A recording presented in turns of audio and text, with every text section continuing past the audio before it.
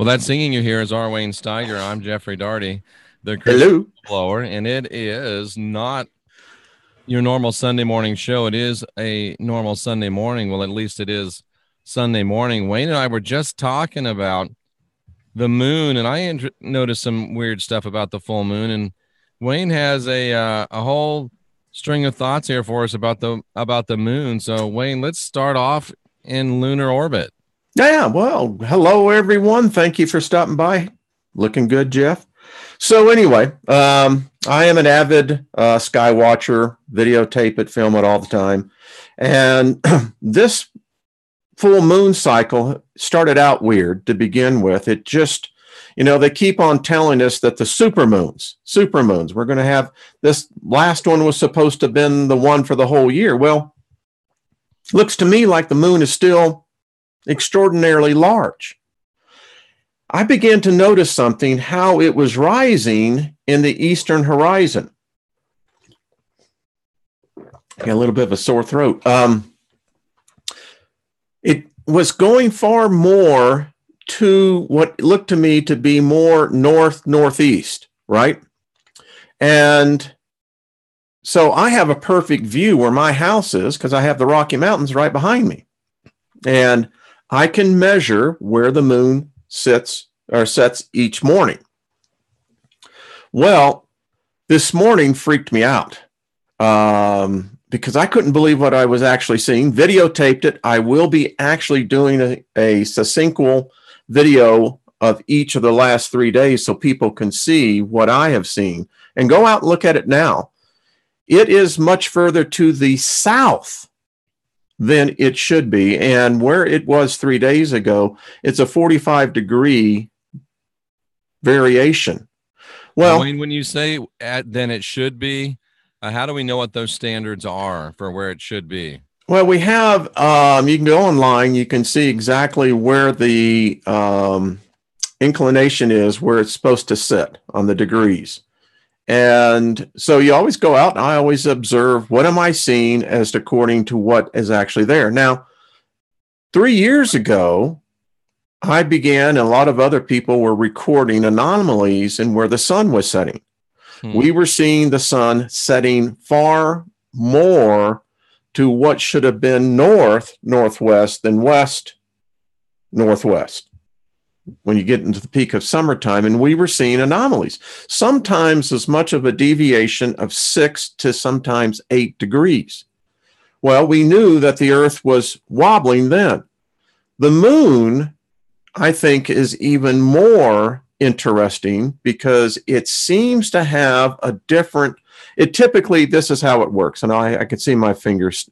This is where the sun rises, right? The sun goes across. The moon will typically follow that same path, 6 degrees, sometimes variation of the path of how the sun traverses through the sky. It hasn't been doing that. It's being differently shaped. So, theory. Anyone can go online. We're seeing it now here in North America. The latest place to be is North Carolina. Is now finding anomalies into tides. We've been seeing it in South America where, depending on where you are, typically if on the east side of South America, you're seeing the tides pull out. On the west side, you're seeing what were freak tsunamis. But now the west side is experiencing these drains. The only thing that I think could be causing that would be the moon. And if there was a deviation in the moon's particular path, the oceans would show that as well.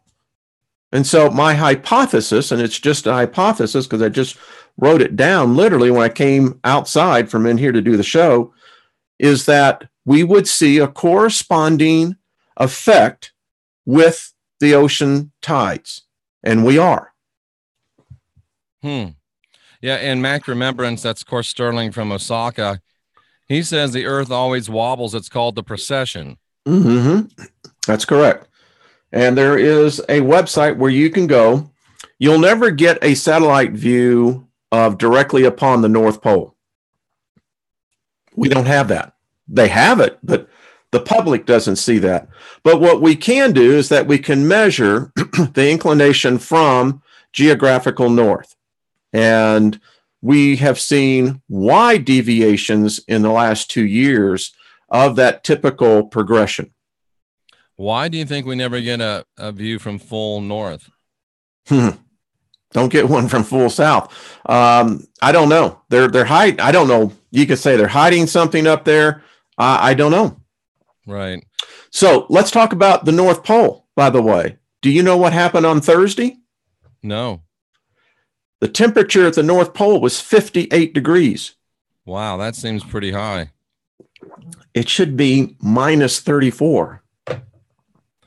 And I actually noticed the night before the full moon that the moon looked extraordinarily bright, so much so that I actually videotaped it because I wondered if something was going on. I've been telling you, I can't look at the moon anymore directly on with my telescope. It's too bright. Really? Too bright. So is it reflecting more of the sun's light? Is it its own luminous source? What do you think? I don't know. Some strange stuff is going on up there. It really is. Do you have any idea on what you think it might be? Well, I mean, the suspicion has always been is that the moon is an artificial satellite. Mm-hmm. And I don't know. Are we seeing an activation? I mean, the Earth is changing. We know that. We see that. I mean, Trisha was doing a live, YouTube marathon in the middle of a freaking blizzard. Right. In London. And I'm watching this, and at the same time, it's 58 degrees at the North Pole. And now we have this huge, and listen, if it was 3 months from now, this would be called a hurricane, an early season hurricane. This monster low pressure system sitting off the east coast of the United States. And what's getting stranger is that this is not the first time. This is now number 3. Bombogenesis. I never heard that term. They don't want us to see the hole up there. I think he's talking about the North Pole. I agree with you, Sterling. I think it's exactly it. Listen, I hear the people with the flat earth. I get it. Hey, listen, everyone can have their view and their belief. But I happen to believe in the hollow earth. I think that from a physics perspective, it makes sense. I've never gotten quite sure how the solid mass is responsible for gravity, for rotation, for spin in an electrical universe. I think there's other dynamics at play. How do you measure gravity? I mean, does gravity extend as high as it goes below? Because what most people don't realize, Jeff, is that, for instance, the International Space Station, that's in a low orbit of the Earth. Okay, we know the effects of gravity at 250 miles. So there's virtually none. Right. Yeah, you got the pull of the Earth, but the fact is that you're in the vacuum of space. So does gravity have the same effect 250 miles below? Because the Earth's yeah. They would tell you that it would be stronger the closer you got to the source of mass. You would think, but it doesn't. I mean, this is weird because if you think about it, we now have the ability to drill down pretty deep. And you think about, well, all right, let's say we got down to 100 miles into the Earth. Well, the gravity should be what? We know in the bottom of the ocean, because of the density of the water, the pressures are greatly amplified. But what do you do where you don't have, let's say, in a cavernous situation? Would gravity begin to have an effect as you began to climb down? Well, I know as a scuba diver that the deeper you go, the pressure does greatly intensify. So unless you're wearing special equipment, I'm certified to go to 150 feet, and you can definitely feel the pressure down there. It's tough. You can't stay down there very long because you burn up your oxygen. So, I mean, it looks like, at least in the ocean, the closer you get to the source of gravity, things start getting more dense, or the gravity starts getting stronger. But never have I been down, in a cavern or anything like that. So very, very interesting. Yeah. So anyway, getting back to how we began to look at this coming in, there's something that I do believe is going on with our moon and the corresponding reports that we're getting. The last one was in North Carolina, where they woke up and the river, now you can go online and see it, dry. People waking up going, what happened? Somebody said the water was disappearing. Yeah, literally.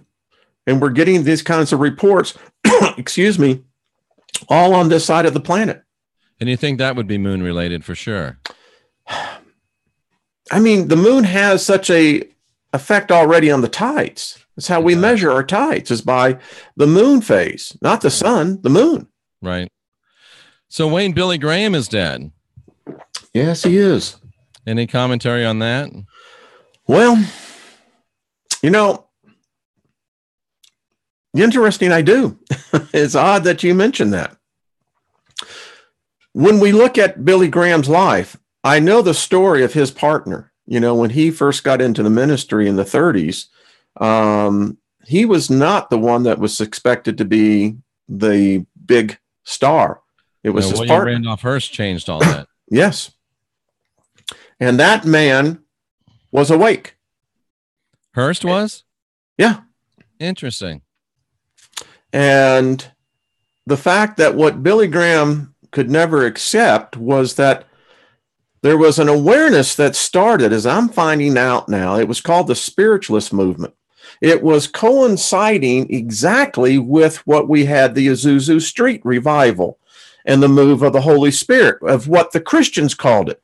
I never saw this, Jeff, but there were two dynamic forces at play. Yeah, Azusa Street was 1909. It was, I was going to say it was earlier than Graham, but that's when it actually started, and it was started really everything. Really getting whipped up around the 30s. Yep, it started from Azusa Street and Smith Wigglesworth. They thought Billy Graham died years ago, so it's a little bit of a Mandela effect. Yeah, I don't remember that. Either.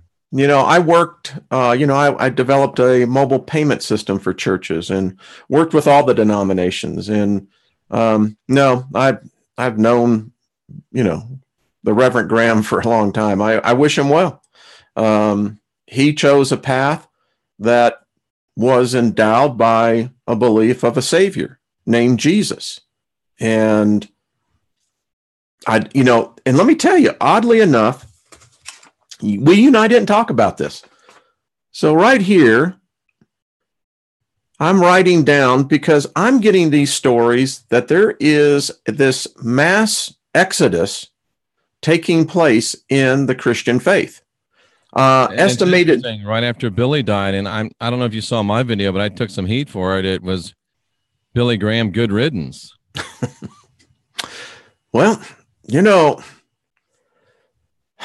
all I know is this: you have to at least recognize facts. And the thing about Christianity is that they will not recognize the facts. And the facts is that there was never a human being walking on planet Earth named Jesus Christ. And furthermore, you don't change a name of a God. If he was, in fact, a God, you would not have changed his name. They would have known what his Hebraic name was. But the fact of the matter is, reality of actual history, the Jews in the first century, they had hundreds of messiahs running around. There never was a crucifixion, because the fact that wood was very valuable at the time, and the Roman law dictated all crucifixions be recorded back to Rome. There was only one crucifixion that took place, and that was in the year 69 AD by Titus. Oh, it just happened to be on Golgotha. And that is the problem, Jeff, is that they won't recognize this. And then when I look at what the spiritualist movement, which led to, for instance, people like Edgar Cayce, many other great spiritualists that were coming out of the late 19th century into the 20th century. Here was an opposing force that You know, And it could be argued, Wayne, why I said Billy Graham, good riddance. And if facts are facts, if Christianity is a fear and guilt control matrix, then Billy Graham led more people than anyone in history into slavery inside a fear and guilt control matrix. So that's why I said Billy Graham, good riddance. And we've got a person in the chat room that is not so hot on Billy Graham, but they're really hot on Billy Meyer. So we've got a Billy Meyer Beam advocate in the chat room. I find him to be interesting, but I don't buy it. Yeah, everyone has a different reality, Jeff. And I have just learned that I've really got, someone spoke to me last week. I got this download. Hate is the absence of knowledge. Because if you know someone, even with their different views, the posing, no matter how wretched they are, but to actually go to the extreme of hate, which is the absence of love, is exactly the devoidness of knowledge. Well, far be it from me to disagree with you, Wayne, but I do remember Tombstone. And when Doc Holliday met Johnny Ringo, he asked Big Nose Kate, should I hate him? And she said, you don't even know him. But the more he learned about him as Johnny Ringo started speaking, that's classic line. Learned that he was an educated man. The more he knew about him, Doc Holliday said, yes, I'm sure of it. I hate him. So the more knowledge he had, the more hate he had. Well, now there is, in fact, a principle within the Sefer Yetzirah, is the fact that the problem is just that. In order to gain wisdom, you must first acquire understanding, knowledge. Right. If you have that, you're going to have the dichotomy of everything that you've learned. You're going to have an exact opposite. Yeah. But a lot of the time, we're not really looking for understanding. We're not even really looking for knowledge. We're looking to, get our say said. We're looking to, make everybody hear what we believe. And we're not really looking for knowledge. That's really the problem with religion. Religion is not a search for knowledge. Religion is, we've decided what is true and we're trying to convince you. Yeah. I have this article I can pull up. It was written by a Notre Dame professor, and he wrote this, and you can actually go on Notre Dame's website and in his column on the staff. And he said, we are witnessing the end of civilization right now. And he went on to write about the fact of the youth today. The youths? The youths.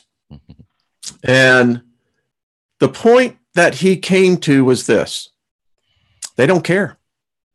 They have no soul. Who's they? The youth. The I don't know what they call them. Generation Z, I believe. These are the ones who are graduating. Do they literally have no soul, Wayne? Literally? Listen. Here's what his point was. How he was coming to this conclusion was this: they don't have a past. They don't care about history. They don't care about the past. They can't pass a basic history test. They don't teach it in the schools, and it's no longer a part of the identity of who they are spiritually. Remember, we're talking about Notre Dame here. Right. And that the fact that he is witnessing a devoid of spiritualism, an awareness. Could it be beneficial to not understand history? Could it be beneficial to almost flush history and start again afresh and anew? Well, as the famous historian that was quoted as a philosopher said, he who forgets the past is doomed to relive it again. Yeah, I understand that. I'm almost thinking, boy, if we could just, because sometimes I used to say when I was a preacher, you can't preach someone found until you preach them lost, because a lot of people didn't think they were lost. And now I realize that they weren't. But if unlearning error is such a big part of coming to truth, and I'm just wondering if maybe if we don't have all that error stacked up on us, we might be able to come to truth more easily and more quickly. And maybe it's guys like you and me, Wayne, that have always thought you've got to learn history, you're doomed to repeat it. Maybe we're putting more burden on people than they need. Maybe we should just get a tabula rasa, clean the slate, and start over. Just speculating.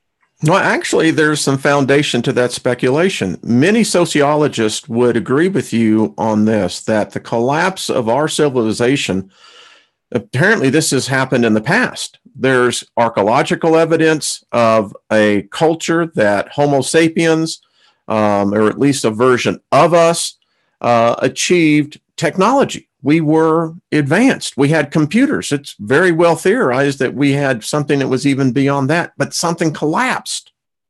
And we see this repeatedly. And it seems like the greater the technical achievements that we hit, the greater the collapse becomes. That's interesting. And of course, the history that we're learning is the history that's written by the victors. So you could really say that there really is no true history. And one of the reasons is because Jesus slaves. So the history we're learning isn't even really history. So are we saying that if we don't learn their lies, we're doomed to repeat them? There's a key. We have to learn true history, not history as it's pitched to us. So yeah, we can't learn their lies. We have to go beyond it to find true history. There's our key. There is our key. And I'll tell you, there's correspondence to that as well. 3 million Christians are leaving the Christian faith worldwide each month. That's an exodus. And you know who's picking it up? It seems like it's Muslims that are picking it up. It seems like there's a movement over to that. Interesting correlation. But here's the point. So as we see this awareness of history, right? The real history, I think you got a really good point there, is like, well, that defies everything I've ever known. So now I have a dilemma. What if you have a new generation coming up that begins to see history as it really happened? There would be probably a marked difference in their attitude. One would think, absolutely. Yeah, I mean, if you know, number one, for instance, I have the biggest debate now with more and more people over on my channel that, when you tell them that the Bible is not an historical document, I said that, and it's a fact. People, I can't believe how many people actually think the Bible is a historical, accurate document. And I keep telling them it's a literary document. It uses history as a foundation to the basis of the story. It gives the story credibility. That's called typology. Topology. And what that is, it's a trick that ancient writers knew how to do. And it's while you make up a story and you drop in key events into history, but you don't do it while the history's taking place. This will happen 100 years or so down the road. Absolutely. That's how it was done. Best says, where do we get this true history? That's a good point. And I get your point 100% about people leaving. I think that number is a little aggressive. Christianity would cease to exist in less than 30 months if 3 million were leaving it every month. But there's there's 240 billion. There's a lot of them leaving. Yeah, well, I looked at the number, 1.3 billion worldwide Christians. Right. So it would take a long time for 3 million people. You could run that out for 100 years, but nevertheless, so now these people are coming. And then the Vikings somehow got into the chat room. But how do we find true history, Wayne? Well, I wrestled with that question, and I finally have come to the conclusion of this. Let's look at the written history that we do have available. And fortunately, the greatest discovery, I think, for mankind have been the Sumerian tablets. I mean, they are the original thought laid down in clay, in stone in this case, of man's thinking. It described our civilization, our society, everything that we look at the Sumerians, we realize that if we were able to teleport ourselves 6,000 years back in Sumer, let's say we wanted to go to the city of Ur. It was the capital city of the Chaldees, was where Abram came from. That's why most of the world religions start there. The fact is this, all the roads lead back to Sumer. So what were the tablets about? Well, read them. We can translate them now. We know what they were. And I keep on contending this. Don't give me a Bible. Don't give me a book that is behind the Sumerian tablets. Because if your God is not in the Sumerian tablets, then we got a problem. He was made up after the fact. So where was this God hiding? Sumerian tablets, for sure. Where was this God hiding? You know what the problem is? And I had one person freak out because I flat told her, I said, I'll tell you what most of the religions are worshiping. They're either worshiping Enki or Enlil. That's bottom line, folks. All of you who say your prayers, praying to Jesus, praying to your Christian God, the bottom line of it is, it's most likely Enki is who you're really praying to. Why? Why do I say this, Jeff? Because the Christian religion, the Jewish religion, and the Islam religion all come from Abram. And the Jewish religion. And, well, yeah, the Hebrews. All come from Sumer. Well, they're definitely all worshiping the same God. Yahweh is Allah, is the Lord. There's no doubt about that. No doubt about it. And Lord, let's be honest. We use the word Lord so flippantly here. Lord literally means bald. That's what it means.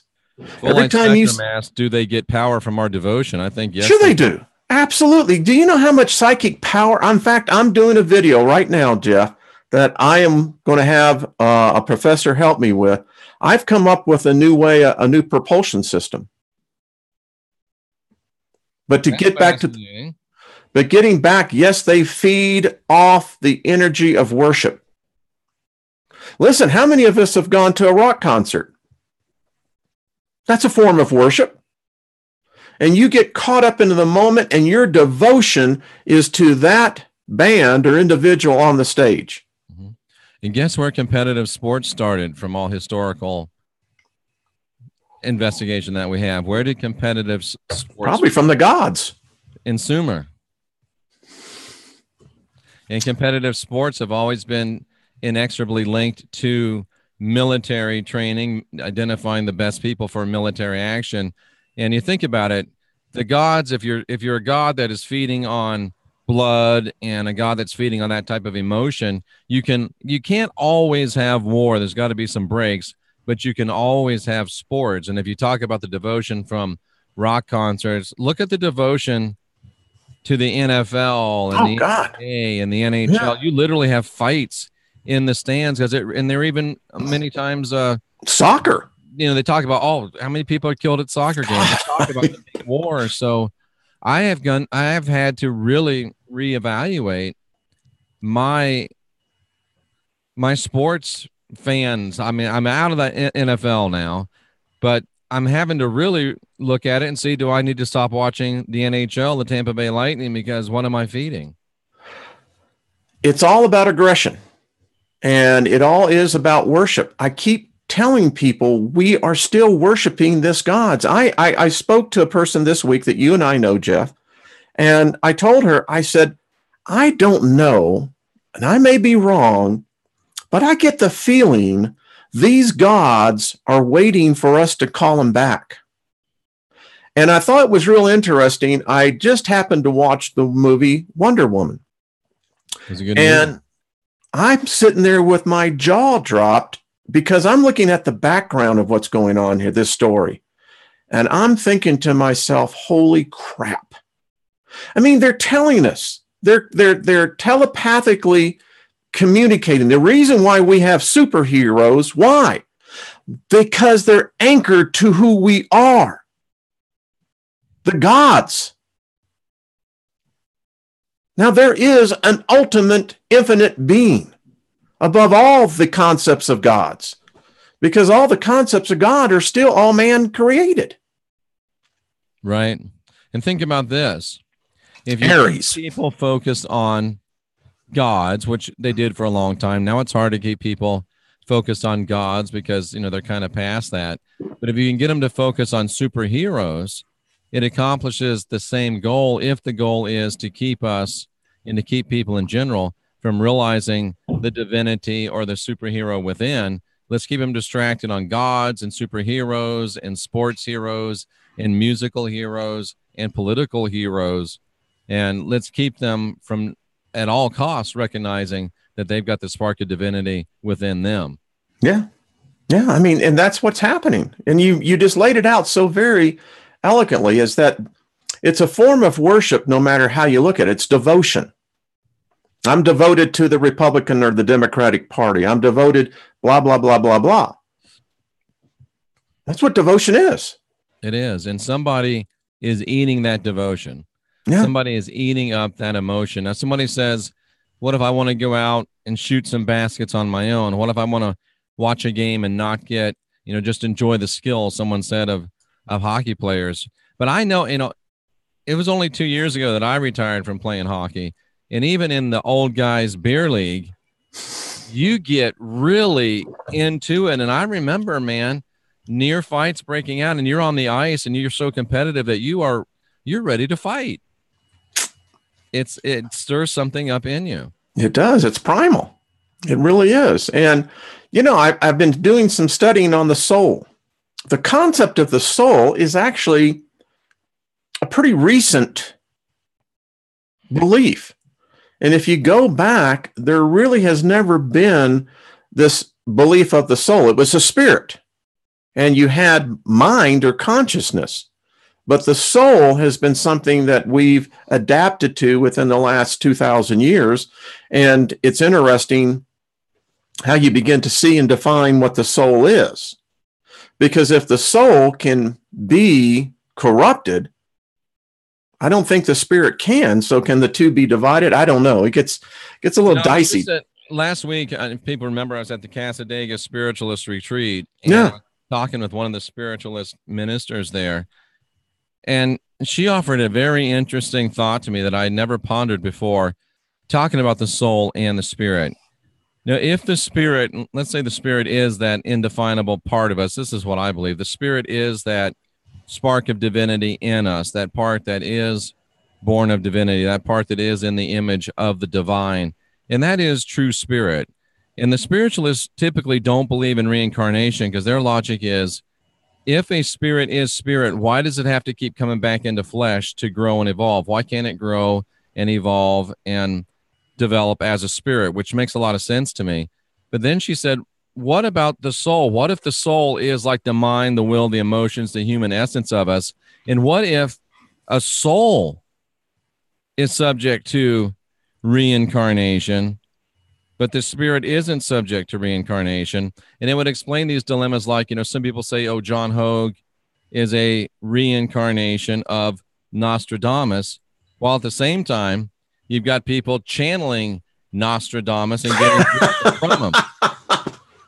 But if the soulish part of Nostradamus is reincarnated in John Hogue or anybody else, and the spirit of Nostradamus is out in the ether somewhere, that might explain the conundrum, or maybe we're just silly.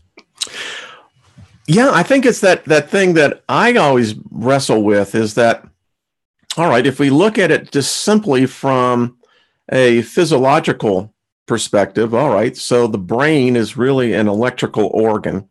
It has the most ability. I didn't realize this, but they're finding now that a corpse that has been dead for almost 3 days, they still find it. They're finding cell activity.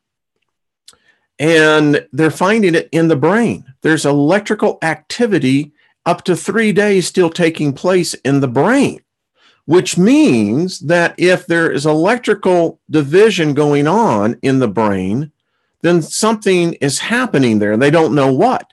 Yeah, I'd love to see that data. That's interesting. I'll send the article to you. It's quite fascinating.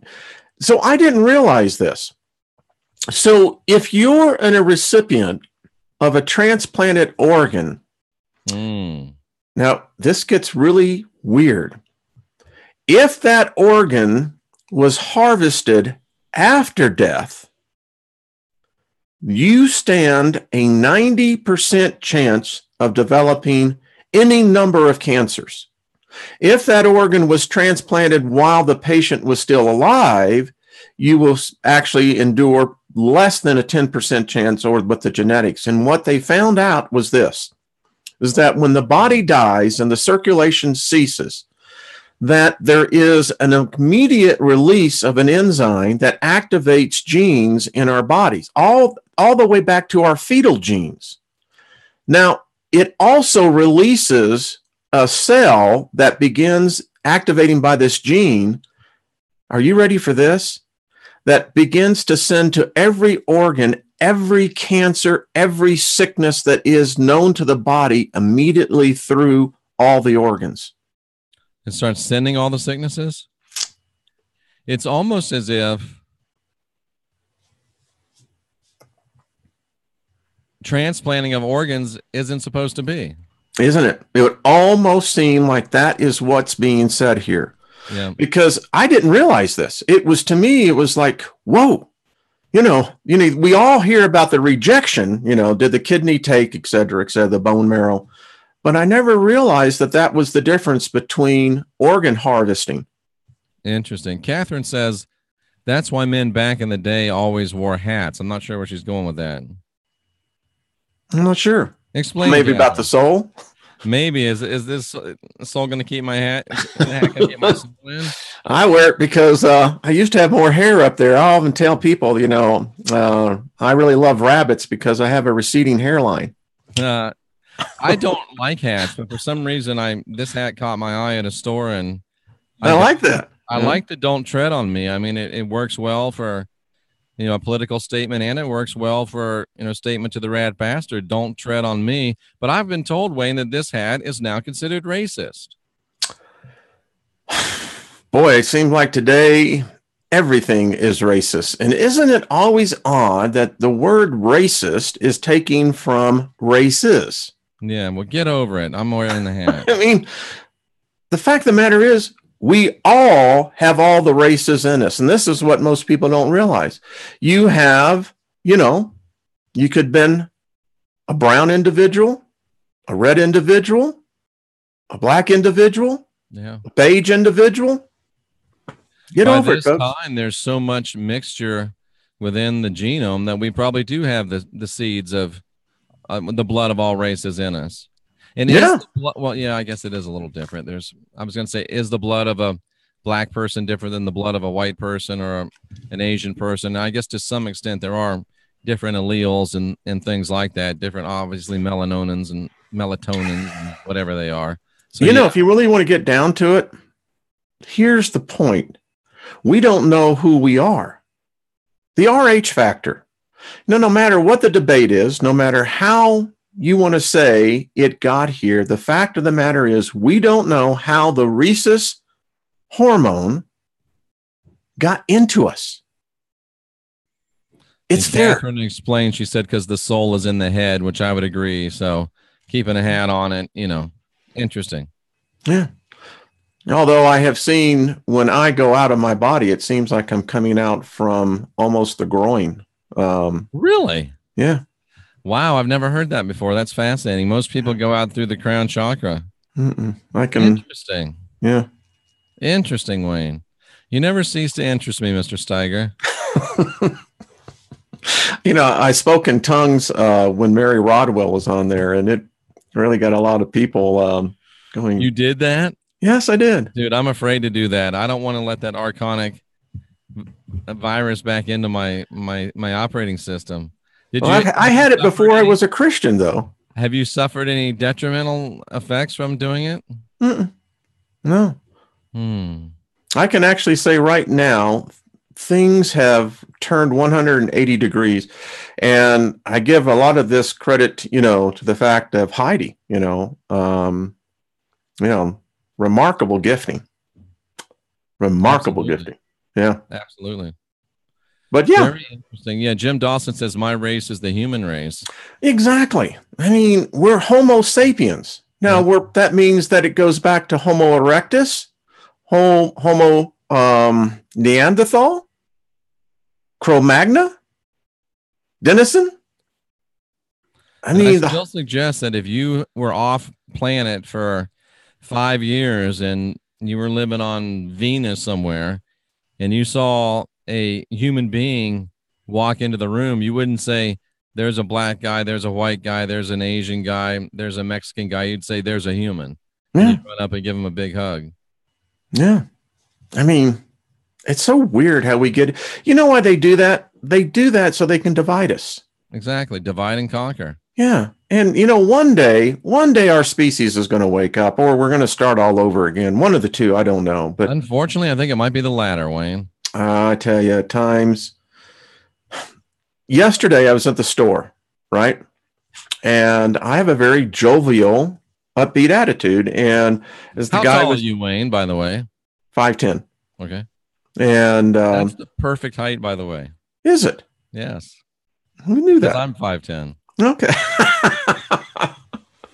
There you go. And so this is a young man. I know him. He's a high school senior, and it's great to talk to the youth, because I think that if they can see me as I have become an older man, I don't see that in the inside, but that's the fact of reality. There is still that connection, and we're laughing. The woman next to me checking out, she says, I hate people that always have this good attitude. Did she really? And I just turned around and I told her, I said, you know, hate is the absence of knowledge. And people started laughing. And, well, she wasn't too happy. She left, but yes, she did. Yeah. Said she hated people that had a jovial attitude. Well, that's a sad person. Oh, I think there's a lot of sad people. Typically hurting people will hurt people. Yeah. And in case you're wondering, Sterling from Osaka is 6'2". Wow. You know, it's so cool. I mean, you know, the diversity of our species is amazing. It really is. You know, and I tell people all the time, it's not if we would start looking at ourselves as an endangered species, I wonder how quickly we would begin to change our attitudes. Wayne, do you run across these people? And it seems like every day I get hit with this militant black spiritualist movement. All white people are devils. Only the black people, quote unquote, are going to heaven.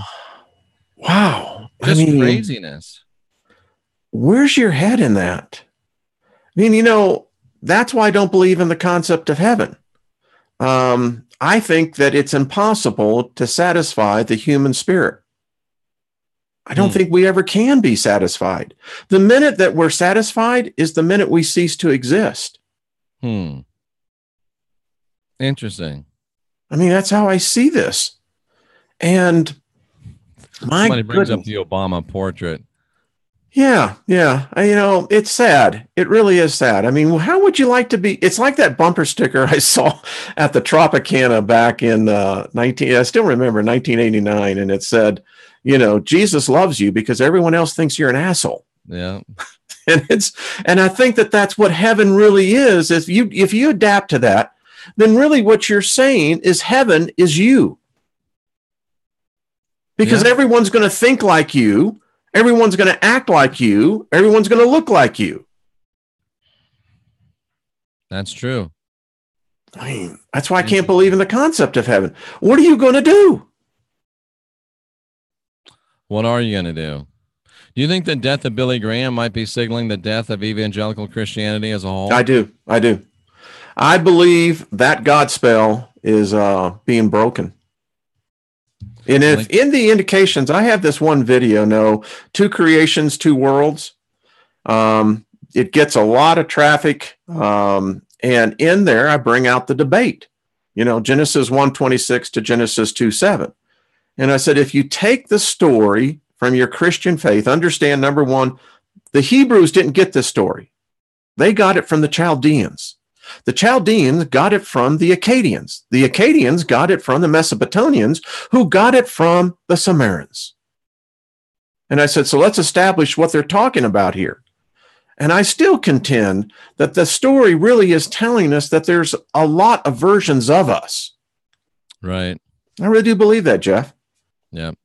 And somebody mentions, we say that evangelical Christianity is dying, but Kenneth Copeland's church is still full. Joel Osteen's church is still full. So there are still definitely some very strong pockets of evangelical Christianity, but something tells me that the death of Billy Graham is a harbinger for the death of evangelical Christianity, at least as we know it. May take a while, but I think the right proverbial writings on the wall, they've been weighed in the balance and found wanting. You can go to the National Council of Churches. You also can go to the IRS, and you can get the records from 2 years ago, because that's how far they lag behind.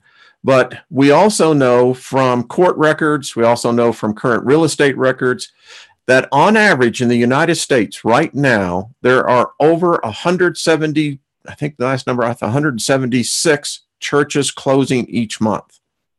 The largest by percentage is the Catholic churches. They are closing their parishes and selling them wholesale. We're seeing the stagnation and reduction in the Southern Baptists, departures of that. When you talk about evangelical, are you talking about, community churches, interdenominational, et cetera, et cetera?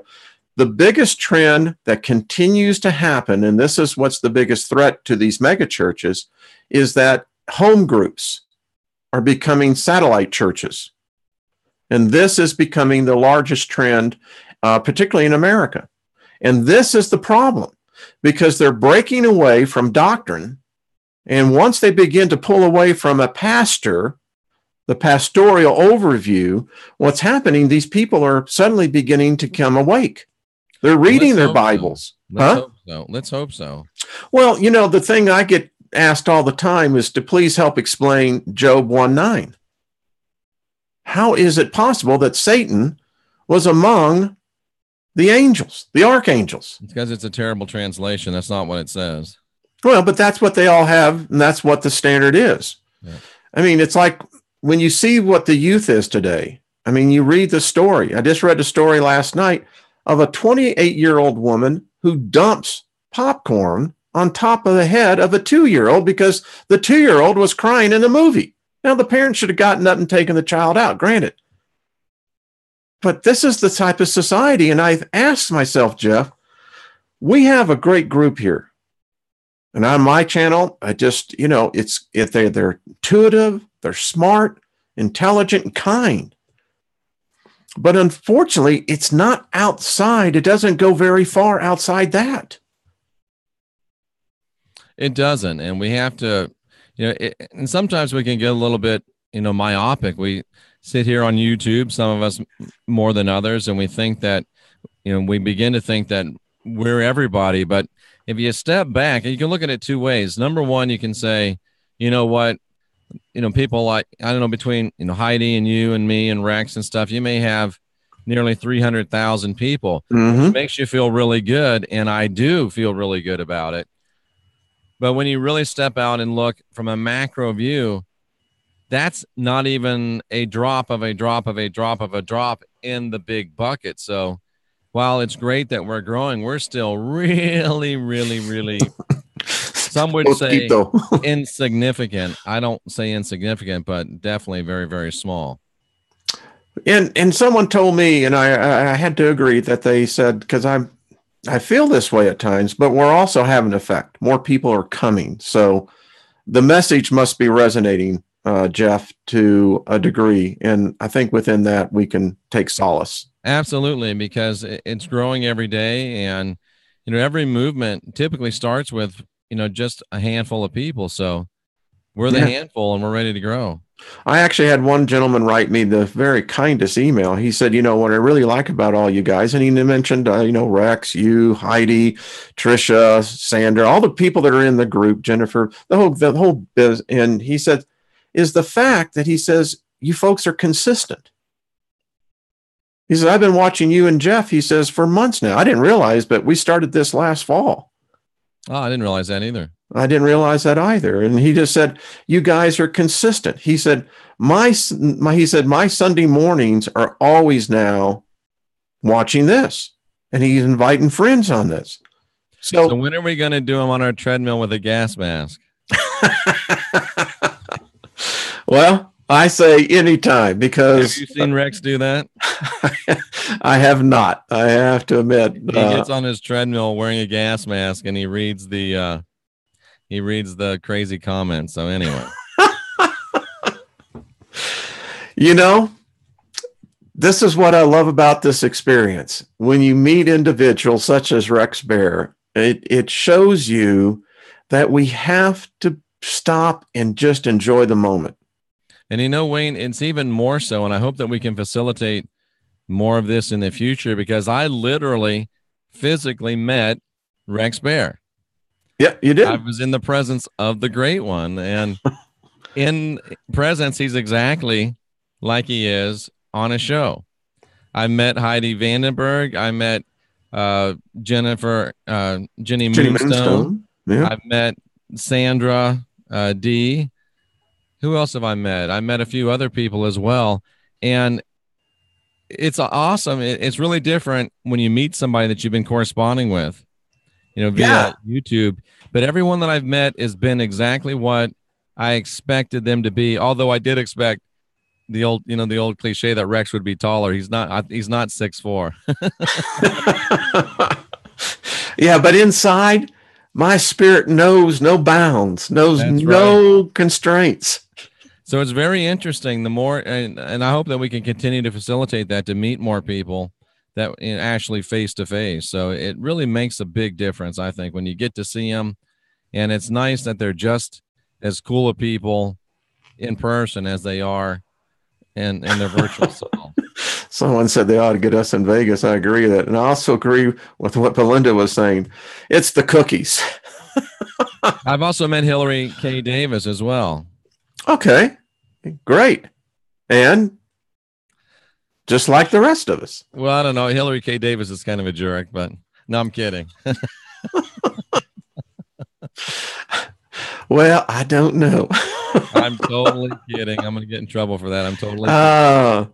So what do you have on your agenda this week, my friend? By the way, are you on shortwave now?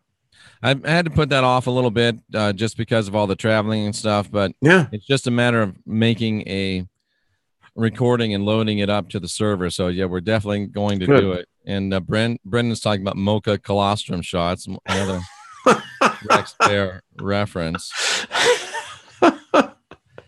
Oh, he ought to really seriously, trademark that.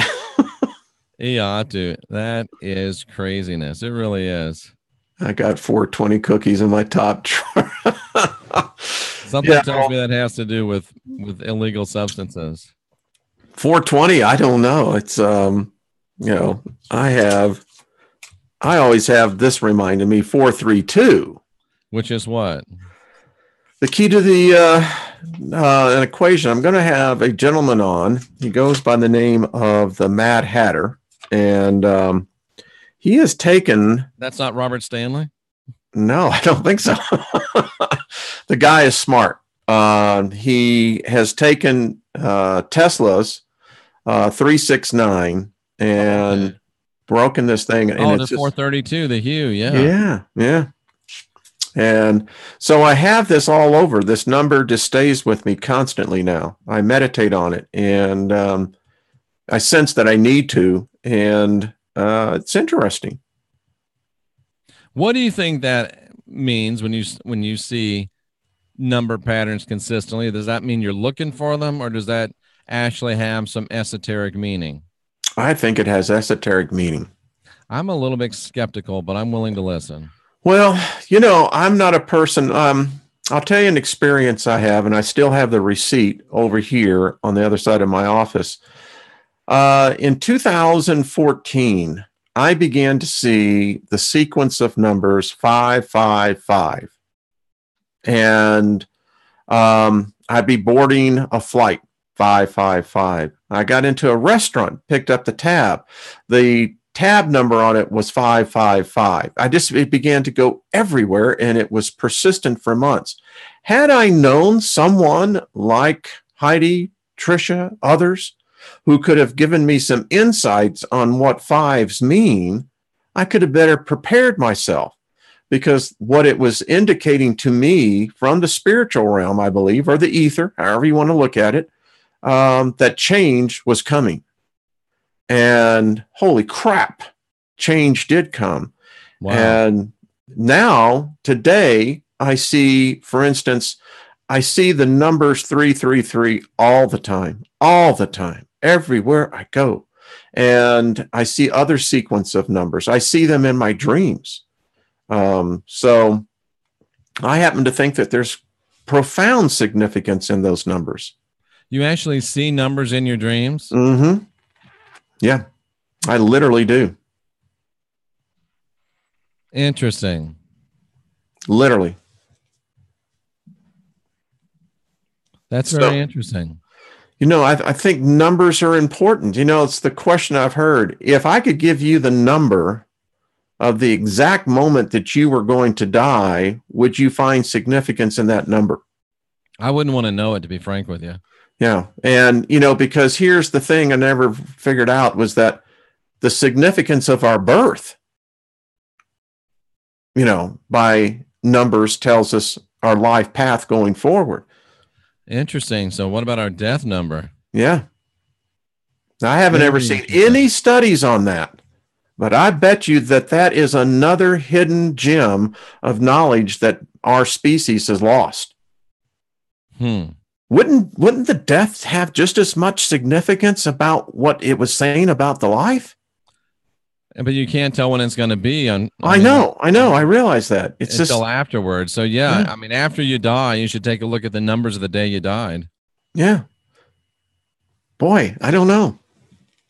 Might give you some, it has to have some significance. I would think it would, right, Jeff? I mean, well, then you look at, I get hit by a meteor falling out of the sky, hit me and killed me. Does that really mean that was significant, or was it just bad luck? Should have been standing 2 feet to the left instead of to the right. Boy, I just got my mind going here because, you know, listen, you step on the other side. If numbers have significance here, I can't help but think they would have, because that's the only way the message is coming, unless you just simply believe in the coincidences of random encounters. Fascinating stuff. So I would say your death card, your death numbers have to have some tremendous significance, but that's significance. If anything, Jeff, think about it from maybe the month or the day. Yeah. You know? Well, we won't be able to understand it in this life, but no. And I don't plan on coming back, but I'll take that information and use it. I don't want to come back. I wind up.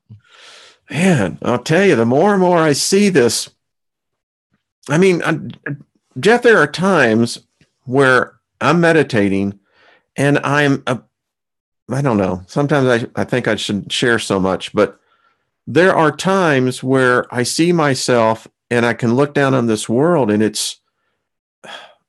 the world is, it's a very sick place right now. I think the earth, I think she is sick. Well, we've been dogging her for so long, she has to be sick. I think, and I get this psychic impression she's sick. And, you know, I don't know. And if the earth is sick, let's say the earth is sick, and let's say the earth is a divine consciousness. And if you look around and identify the virus that's making her sick, it's probably us. So does the day come where the earth throws off humans as a virus? Like Agent Smith said in The Matrix, humans are a virus. Everywhere they go, they spread death. Is the time coming where the earth is going to throw us off? Kill us? An ancient virus being released from Earth changes. So, folks, I think we're about to get hit, and I'll just break this. I'm doing a story, been working with a subscriber over in Norway. He's the one who's bringing me the articles. I think we're about to get I think it's going to get very, let me just say this. The permafrost is defrosting. And it's not only thawing, it's becoming dry. And they are finding viruses, bacterium that is millions of years old, reanimating. Interesting. Our bodies are most likely have no immunities and no antibodies to these viruses. Is this the source of all these superflus?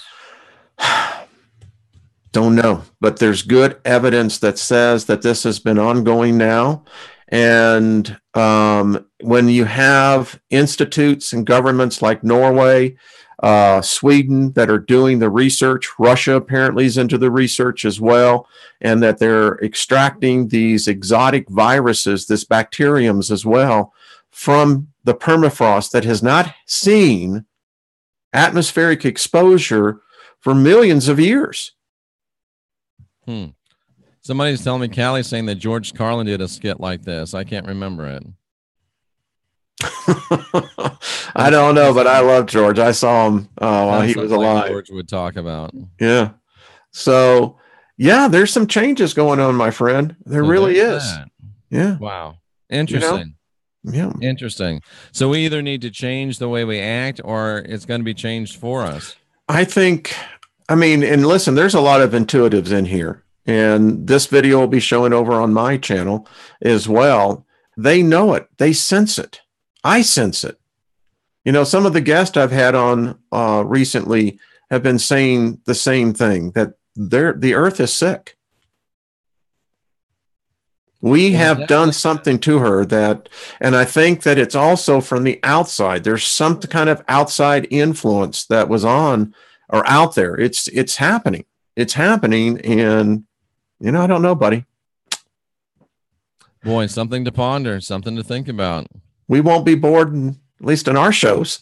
Yeah. But seriously, all we can really do is ask ourselves, what do we do towards the earth? How do we treat the earth? Can we make changes within our environment? Pardon me, they're going to show more respect towards the earth and more respect towards Gaia. And I think that we can all make those changes in our own life, and we can get in contact with her. We can get in touch with her, and we can stop personally doing things that are causing troubles to the earth. Excuse me. I'm one of the things I've become very conscious of is water. Right. Fresh water. Wow. It's becoming, and it's by all indications, it's going to become even a more serious problem. Jeff, here in Denver, we are in the midst of a serious drought, and I have deep concerns because our temperatures, for the most part, this fall and winter have been averaging 15 to 20 degrees above average. And my friend, come July, that means if we keep this trend up, that means temperatures here of 115, 120 degrees. Well, let's hope that it doesn't continue that. I hope it does not either. I really don't. It's getting to be real concern, though, for a lot of us here. And I'm just wondering, is this still the effect? Yeah. And one thing I wanted to mention, I'll just mention in passing before we go. 6 months ago, I was always getting asked, to ask the rods, is Donald Trump going to run for a second term? It always said no. About 2 months ago, it started saying maybe. And then, of course, this week he announced that he is going to run in 2020. Does he think he's got a chance to get his agenda going, Wayne? What's the change of heart in Donald Trump? I keep on thinking we're seeing the dilation effect of the looking glass device. And your rods are tapped into the ethereal, the ether. They sense the vibrations of time, and time has a predictable event within a given circumstance. The looking glass device presents to these archons the ability to see multiple potential futures. And that's why I think they change. I think that's why it's fluid. That's why I think your rods or the cards could say something one day, and a month later, they could be indicating something else because Jeff, I just did a video this week called, Did We Experience Another Shift? Yeah, I saw that one. And you know what? I felt it. And oddly enough, and you can check the comments for yourself. Apparently, a lot of other people are sensing that something has changed. Right. And I thoroughly believe that Trump did change his mind. I do too. And I'd like to think it's a good thing, but we'll see what 2020 brings. I hope that this is not, remember what the wise man said, be careful for what you wish for. That's for sure. I don't know. I got to tell you, buddy, I get some of the, my wife says that this is what she has, that this is the spidey senses. Something has changed. I don't know what it is, but. Well, we definitely live in interesting times. We do, my friend. We do. Never a dull moment unless you're just not paying attention. There's a lot that aren't. But we'll help them along the way. Busy, Wayne. If there's a lot that aren't paying attention, we need to do all we can. Well, that's what we're doing here. We're showing people you can do it with joy. You can do it with respect. You can do it with a sense of awe. You can. Yeah. And, you know, I think what people love about this show is that our discourse from one another is always respectful. We don't always agree. And even when we find room for disagreement, I find new information, new knowledge. Absolutely. I'm still hoping you'll come around, Wayne. Well, you know, there's always hope. Oh, I love it. Lots of good stuff. Lots of people, introspective comments within the chat room. It's really good stuff. And I appreciate doing this with you. Hey, I enjoy it, Jeff. What are your closing comments? Well, I think that the question I keep asking myself, why do we punish ourselves? Now, I understand when you violate, you know, a belief and what have you, but the question is, why do we continually punish ourselves, Jeff? That's a great question. And I would answer because it's been hammered into us societally for 2,000 years, for ourselves as long as we've been here, that we're born with original sin. And the best we can ever be is a sinner saved by grace. And if you forget about that and realize that you've got the spark of divinity within, that changed your whole view of you. And once you change your whole view of you, you're able to change your whole view of me, because you have a sneaky suspicion that he might have the spark of divinity in him as well. I can't think of a better way to end the show on. Well, I salute you, Wayne Steiger, and all of our great. Thank you, everyone. Great. What is this? It's a great audience. And it's just wonderful. Next Sunday morning. And Wayne, I ought to have you on the channel and just interview you and talk about your work one of these days. Love to, Jeff. Love to, buddy. All right, my friend. I'm Jeffrey Daugherty, the Christian Whistleblower. He's R. Wayne Steiger. This has been Not Your Normal Sunday Morning Show. Make sure you go over and subscribe to the R. Wayne Steiger channel. Make sure you subscribe to this one, and make sure that you are still subscribed, because for some reason people do get dropped off the roll. So make sure on both channels and like the show. Like the show, folks. Absolutely. And make sure to visit Rex Bear and Heidi Vandenberg and Jenny Moonstone and Sandra D and Trisha and Dan at Overwatch Channel and many, many more that I'm forgetting about. But we're all one family. There's no such thing as them. There's only us, and nobody's free till we're all free. And we'll look forward to seeing you again next week. Bye-bye.